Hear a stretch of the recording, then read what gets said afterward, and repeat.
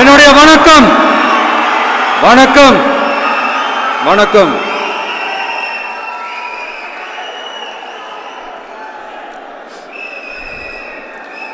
கதறல் சத்தம்லாம் எப்படி இருக்கு?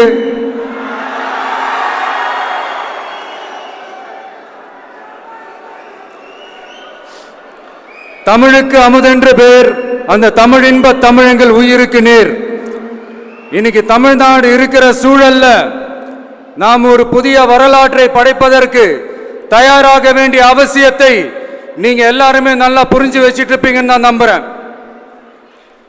அரசியல்னா என்னங்க? ஒவ்வொரு குடும்பமும் நல்லா வாழணும்னு நினைக்கிறது அரசியலா? இல்ல ஒரே ஒரு குடும்பம் மட்டும்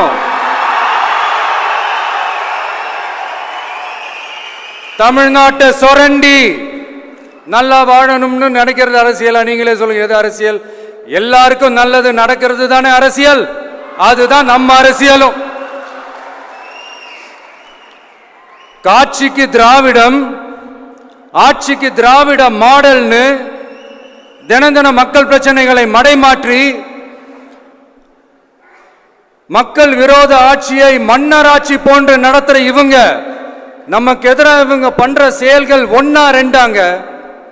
மாநாட்டில் ஆரம்பிச்சதுங்க. மாநாட்டில் ஆரம்பிச்சு அதுக்கப்புறமா நான் கலந்துக்கிட்ட அந்த புத்தக வெளியீட்டு விழா, நான் பறந்துரு போன அன்னைக்கு நம்மளுடைய 2ஆம் ஆண்டு துவக்க விழா அன்னைக்கெல்லாம் சிட்டிக்குள்ள எந்த ஹாலும் எந்த கல்யாண மண்டபம் கொடுத்துடக்கூடாதுன்னு அங்க போய் மகாபலிபுரத்தில் போய் அந்த ஃபங்க்ஷனை பண்றோம். ஏன் இன்னைக்கு பொதுக்குழு வரைக்கும் எங்கெல்லாம் எப்படியெல்லாம் தடைகள்?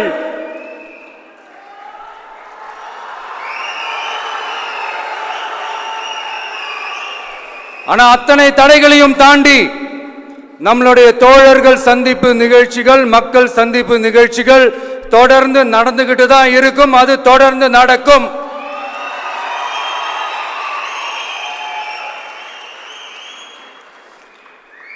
நம்மளுடைய தோழர்கள் அர்ஜுன் பிரதர், நிர்மல் குமார் பிரதர், நம்ம ரமேஷ் பிரதர், இவங்கெல்லாம் போட்டு அடி அடி நடிக்கிறாங்க. நாமளும் அதே மாதிரி அடிக்கணுமான்னு மனசுக்குள்ள ஒரு யோசனையா தான் இருக்கு.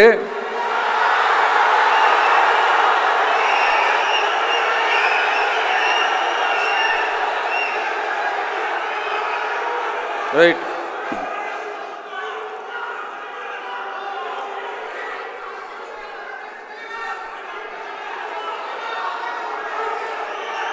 ஓகே, ரைட்டு, புரிஞ்சிச்சு.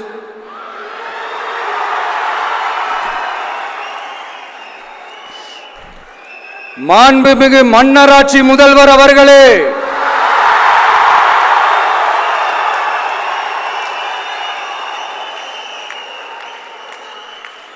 மாண்புமிகு திரு முத்துவேல் கருணாநிதி ஸ்டாலின் அவர்களே,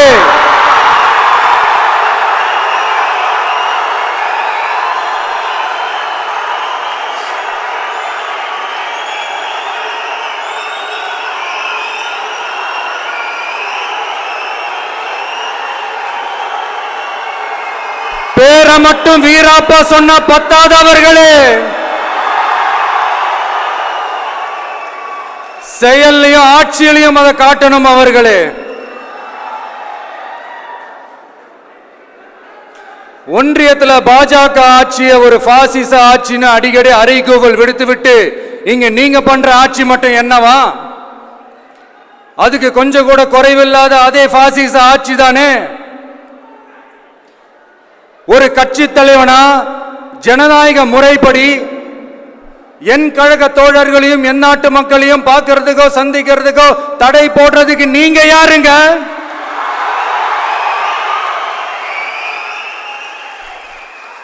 தடையை மீறிய மக்களை பார்க்கணும்னு முடிவு பண்ணிட்டா போயே தீருவேன்.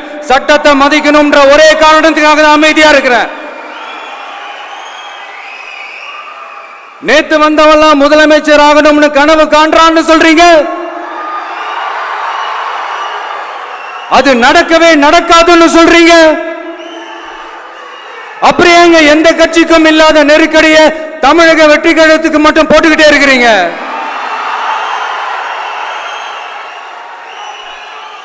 அணை போட்டு ஆத்த வேண்டும்னா தடுக்கலாம், காத்த தடுக்க முடியாது. அதையும் மீறி தடுக்கணும்னு நினைச்சீங்கன்னா சாதாரணமா இருக்கிற காத்து சூறாவளியா மாறும். ஏன் சக்தி மிக்க புயலா கூட மாறும். எனது அருமை தமிழக வெற்றி கழக தோழர்களே, நான் மாநாட்டில் ஒரு விஷயத்தை ரொம்ப வலியுறுத்தி சொன்னேன். அதே தான் இங்க நான் திரும்பவும் ரிப்பீட் பண்றேன். இந்த மண் பிளவுவாத சக்திகளுக்கு எதிரான மண், சகோதரத்துவ மண், சமய நல்லிணக்கத்தை பேணும் சமூக நீதிக்கான மண். இதை நம்ம பாதுகாத்தே தீரணும். உங்க எல்லாரையும் வேண்டி வேண்டி கேட்டுக்கிறேன். தமிழ்நாட்டிலிருந்து பல பகுதிகளிலிருந்து வர செய்திகள்லாம் கேட்கும் போது மன உளைச்சலையும் மன வேதனையும் தரதாகவே இருக்கு. சட்டம் ஒழுங்குன்னு ஒன்று இருக்கிறதாவே தெரியல. அதுக்கெல்லாம் இந்த கரப்ஷன் கபடதாரிகள் கவர்மெண்ட் தான் காரணம். இந்த நிலைமை மாறணும். அதுக்கு இருக்கிற ஒரே வழி, இங்க உண்மையான மக்களாட்சி மலரணும். அது வரணும்னா இவங்கள மாத்தணும்.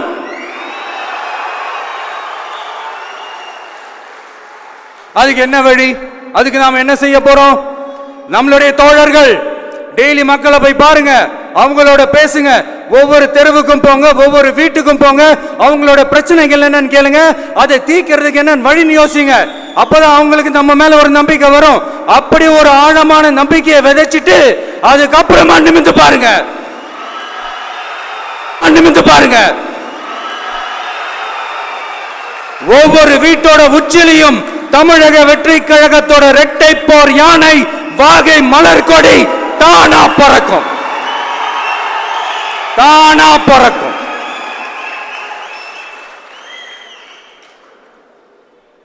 மாண்புமிகு மன்னராட்சி முதல்வர் அவர்களே, உங்க ஆட்சியை பத்தி கேள்வி கேட்டா மட்டும் ஏன் சார் உங்களுக்கு இவ்வளவு கோபம் வருது? நீங்க ஒழுங்கா ஆட்சி நடத்திருந்தீங்கன்னா பெண்கள் பாதுகாப்பு ஒழுங்கா இருந்திருக்கும், சட்டம் ஒழுங்கு சரியா இருந்திருக்கும். பச்சை பிள்ளைங்க, படிக்கிற பிள்ளைங்க, சின்ன பொண்ணுங்க, வீட்டில் இருக்கிற பொண்ணுங்க, வேலைக்கு போற பொண்ணுங்கன்னு இவங்க எல்லாருக்கும் நடக்கிற கொடுமைகளை சொல்ல முடியல சார்.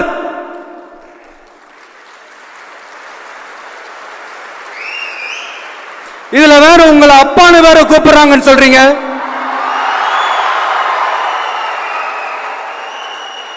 தினம் தினம் உங்களுடைய இந்த கொடுமைகளை அனுபவிச்சுட்டு இருக்கிற என்னுடைய சகோதரிகளான தமிழ்நாட்டு பெண்கள் தான் உங்களுடைய அரசியலுக்கு ஒரு முடிவு கட்ட போறாங்க, உங்களுடைய ஆட்சிக்கு ஒரு முடிவு கட்ட போறாங்க, உங்களுடைய இந்த அரசியல் வாழ்க்கைக்கு ஒரு முடிவு கட்ட போறாங்க. சரி, பெண்களோட லைஃப் தான் இப்படி போராட்டமா இருக்குன்னு பார்த்தா இங்க எத்தனை போராட்டங்கள்? பரந்தூர் போராட்டம், அரசு ஊழியர்கள் ஆசிரியர்கள் போராட்டம், போதைப் பொருள் எதிர்ப்பு போராட்டம், வரி உயர்வு போராட்டம், மீனவர்கள் போராட்டம், போக்குவரத்து ஊழியர்கள் போராட்டம், சாதிவாரி கணக்கெடுப்பு போராட்டம், சாம்சங் தொழிலாளர்கள், டங்ஸ்டன், விவசாயிகள் போராட்டம், மின்கட்டண உயர்வு எதிர்ப்பு போராட்டம், இஸ்லாமிய அமைப்புகள், செவிலியர்கள், மருத்துவர்கள், இந்த மாதிரி போராட்டங்கள். இதெல்லாம் சும்மா சாம்பிள் தான். இது இன்னும் சொல்லிட்டே போலாம், இந்த நாள் பத்தாது. ஆனா இந்த எல்லா போராட்டங்களுக்கும் தமிழக வெற்றி கழகம் கூட நிற்கும்.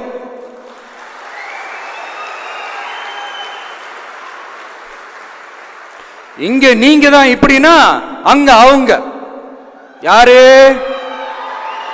உங்க சீக்ரெட் ஓனர். அவங்க உங்களுக்கும் மேல மாண்புமிகு திரு மோடிஜி அவர்களே,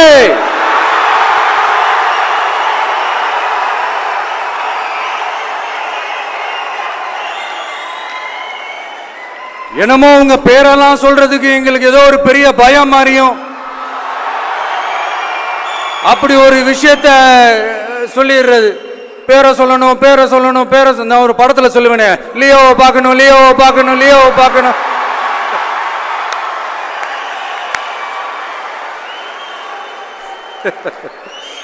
இல்ல இல்ல, சத்தியமா அப்படிதாங்க இருக்கு.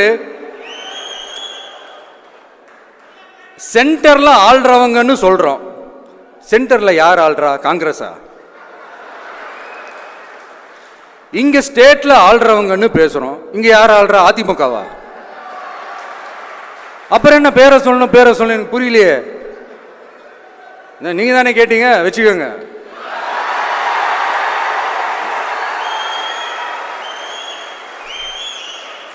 ஓட்டுக்காக காங்கிரஸ் கூட தேர்தல் கூட்டணி, கொள்ளையடிக்கிறதுக்காக உங்களோட அதாவது பாஜகவோட மறைமுக அரசியல் கூட்டணி, இப்படி உங்க பேரை சொல்லியே மக்களை ஏமாத்துறதும் உங்க பேரை சொல்லியே மக்களை பயமுறுத்துறதும், இப்படி இந்த கரப்ஷன் கபடதாரிகளுக்கு மறைமுகமாக உதவும் உங்க அரசுக்கு ஏஞ்சி தமிழ்நாடு தமிழர்கள்னாலே அலர்ஜி.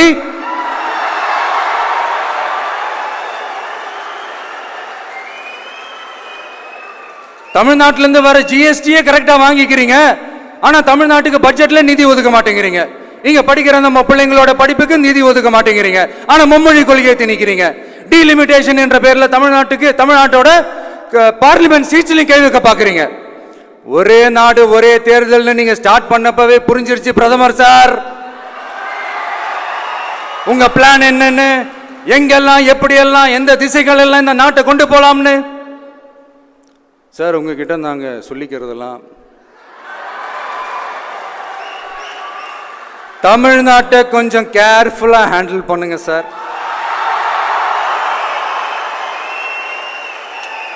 ஏன்னா தமிழ்நாடு பல பேருக்கு தண்ணி காட்டின ஸ்டேட் சார், பல பேருக்கு தண்ணி காட்டின ஸ்டேட் சார். பார்த்து செய்யுங்க சார், மறந்துடாதீங்க சார்.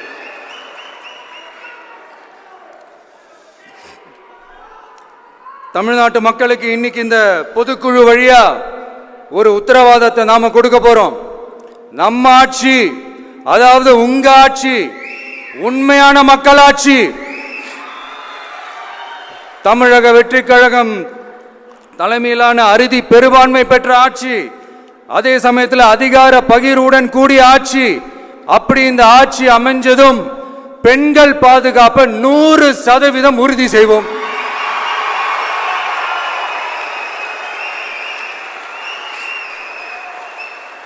சட்டம் ஒழுங்கு ரொம்ப முறையா ஸ்ட்ரிக்டா வச்சிருப்போம். கல்வி, சுகாதாரம், மருத்துவம்னு அத்தனையிலையும் ரொம்பவே கவனம் செலுத்துவோம். அதுவும் எல்லாருக்கும் ஈஸியா ஈக்குவலா கிடைக்கிற மாதிரி செய்யறது தான் நம்ம டார்கெட்.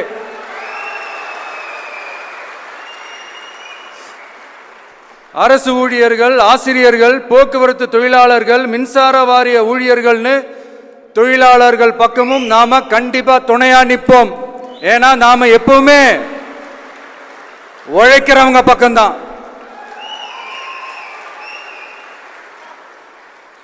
நம்ம தமிழ்நாடு விவசாய பூமி, இயற்கை வளங்கள் நிறைந்த மண். இந்த விவசாயத்துக்கும் இயற்கை வளங்களுக்கும் எதிரா எந்த விதமான ஒரு திட்டத்தையோ நடவடிக்கையோ கொண்டு வர்றதை எங்களால் ஏற்கவே முடியாது. எங்க மண்ணை மக்களை பாதிக்கிற மாதிரி திட்டங்களை தயவு செஞ்சு செயல்படுத்தாதீங்க, அதை நாங்கள் எதிர்க்கவே செய்வோம்.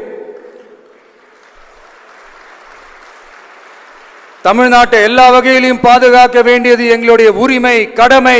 Ambedkar's equal justice and equal opportunity, Velu Nachiyar social inclusivity and communal harmony, Anjali Ammal's fighting for water resources were the reasons for choosing them as our party's ideologues and policy leaders. I would like to mention here with pride that we are the first political party to declare 2 historic women icons who are India's freedom fighters from Tamil Nadu as our party's ideologues and policy leaders. இப்படி ஒரு ஆழமான நம்பிக்கையுடன் வரும் 2026 தமிழ்நாடு சட்டமன்ற தேர்தலில் ஒரு மாபெரும் அரசியல் மாற்றத்தை கொண்டு வந்து மக்கள் சக்தியின் உதவியுடன் மக்கள் விரும்புகிற ஒரு நல்ல அரசை அமைப்பதில் உறுதியாக இருப்பதால்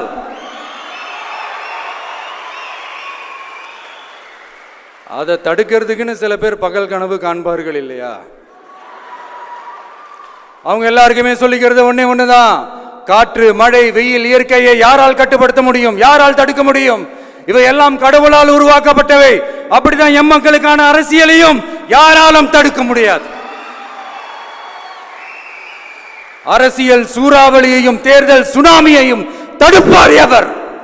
அப்படிதான் எம் மக்களுக்கான அரசியலையும் அந்த வெற்றியையும் யாராலும் தடுக்க முடியாது. அப்படி தடுக்கணும்னு நினைக்கிறவங்களோட கனவு ஒரு நாளும் மெய்ப்படாது. Before concluding my speech, few words from William Blake. Men may come, men may go, but I go on forever.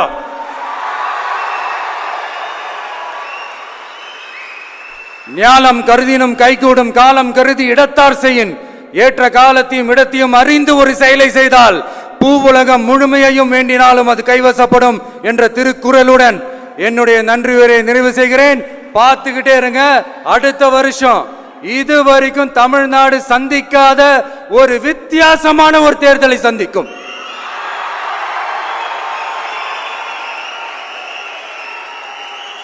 ரெண்டே ரெண்டு பேருக்கு நடுவுல தான் போட்டியே. ஒன்னு டிவிகே, இன்னொன்னு டிஎம்கே.